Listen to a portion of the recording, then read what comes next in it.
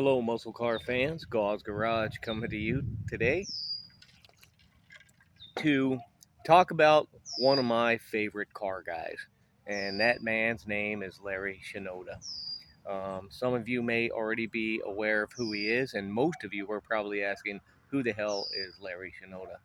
Well, he was a Japanese immigrant to America, and back during World War II, if you recall, or you may not know, is that the American government decided to make internment camps for the Japanese population.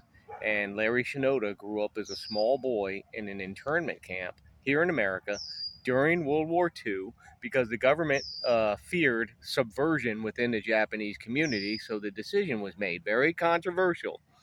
Well, anyway, this Larry Shinoda guy ended up hustling and making money and learning how to hustle and just work hard to provide for he and his family within this internment camp.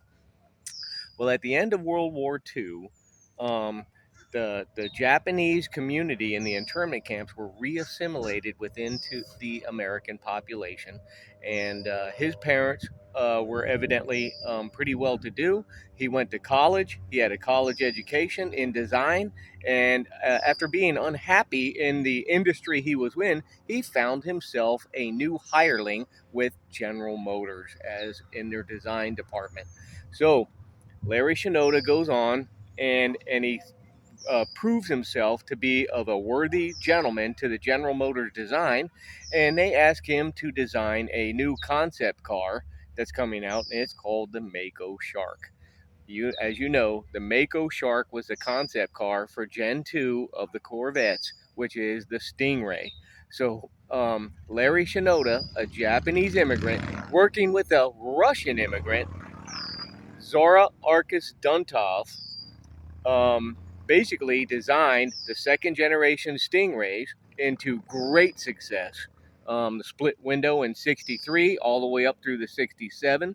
And, well, in any event, around this time, around the 66 range, they started a series of racing called the Trans Am racing or Trans Am sedan racing. This is where all the manufacturers squared off against each other. You had the likes of GM with their Camaro. The new Camaro came out in 67. Vince Piggins developed that car. Um, you had the Mustangs, you had the AMCs, which later joined in later subsequent years, but then you also had Chrysler join the party in 70 as well. And all the manufacturers put up these sedans, race on Sunday, sell on Monday. You get the idea. Well, anyway, um, GM or Chevrolet had a very good winning record with the Camaro. The Z28. The Z28 is very simply GM packages are Z's, and the 28 is just a package name for the Trans Am racing program. And that was Larry Shinoda.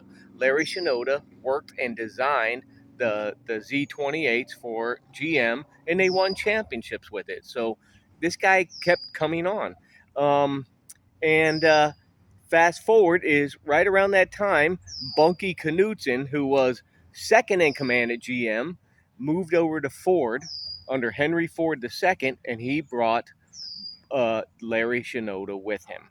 And Larry Shinoda always referred to Bunky Knudsen as his boss. So when people asked Larry Shinoda, well, what are you working on now? Because they knew he was the hot ticket, he would say, I'm working on the boss's car. And that's over at Ford. And that's when you got born the Boss 302 and the Boss 429. The Boss 302 was a homologation car for the Trans Am racing.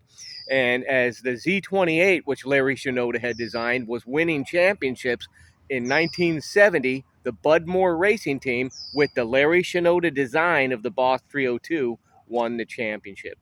So, as you can see from his track record of success, is why this Japanese immigrant, Larry Shinoda, is my all-time favorite car guy. I very much admire this gentleman.